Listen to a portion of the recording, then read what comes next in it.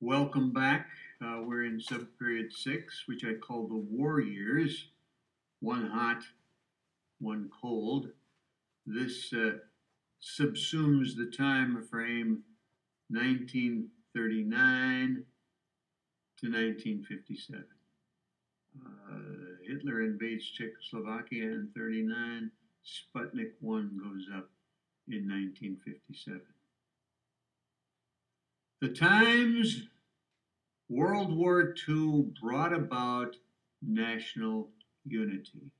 It's really good when everybody's agreed upon a common enemy and that enemy seems to be evil. Thanks to Pearl Harbor and Hitler, we had two enemies that satisfied our, our need to hate someone before we could go to war. It also brings about national unity. We're all on the same page. World War II ended the Depression. Lots of jobs now. Brings about a 55% increase in production, and a lot of guys put on uniforms and grab guns and go overseas. Full employment.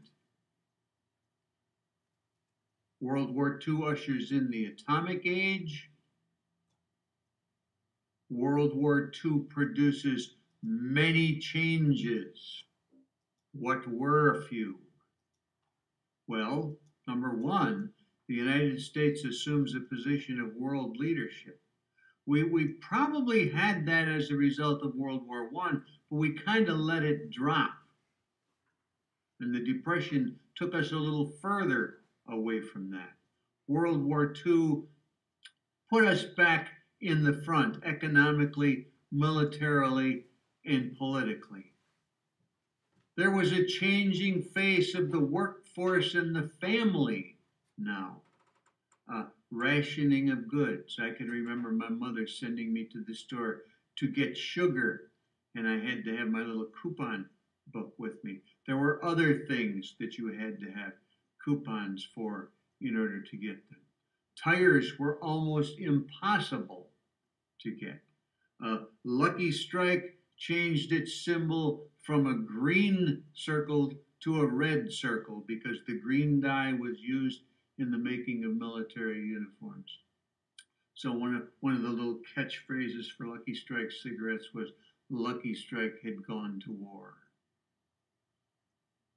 Working women, Rosie the Riveter and others like her. For the first time the men were gone, the women were working for themselves. Many of them enjoyed it because they now had their own money. And because of all that rationing of goods, we now had a new opportunity for crime. You want some tires? I can get them for you. Educational issues. We're going to talk again about the Progressive Education Association, teacher shortages, educational planning. If educators did nothing else during the war, they did plan.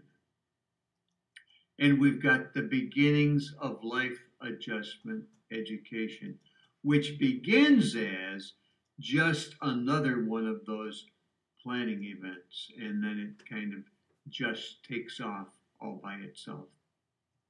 The PEA of the war years, loss of money that we referred to earlier, all the financial groups stopped giving money, bad time, loss of members, division within the remaining members. What do we do? What do we do? Some said, well, let's just quit. We got nothing else to go forward with.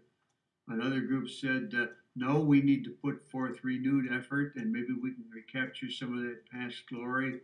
Others said, well, maybe we should reorganize and put a different face on our organization. Progressive seems to be a bad word right now. Why don't we think about maybe changing our name? They sort of chose that third option with a 1944 change of name to the American Education Fellowship. Notice carefully that progressive is not included there at all. All well, but the organization was probably dead, but just didn't know it yet or didn't want to admit it. Kremen says the history of the association from 1944 until its demise in 1955 is at best a footnote to all that had gone before.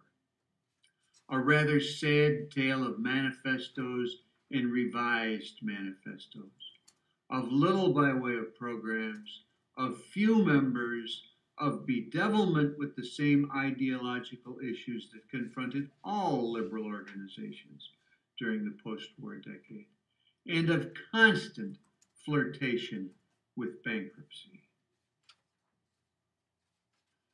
Teacher shortages.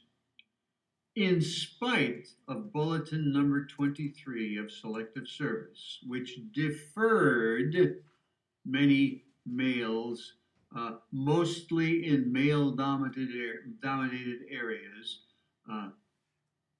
there were shortages, specifically agriculture teachers, industrial arts teachers, mathematics, PE, science, and something unique to the war years, defense trades.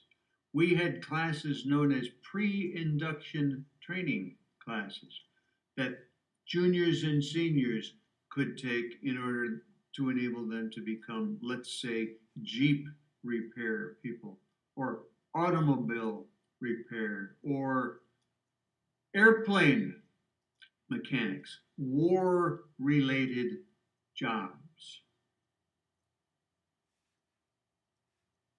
The Educational Policy Commission published a report which says it has generally been found that the most acute shortages of teachers exist in those communities which pay the poorest salaries and which provide no tenure and retirement protection. State and local action is needed to lift the substandard conditions under which many teachers live and work, to provide tenure and retirement provisions.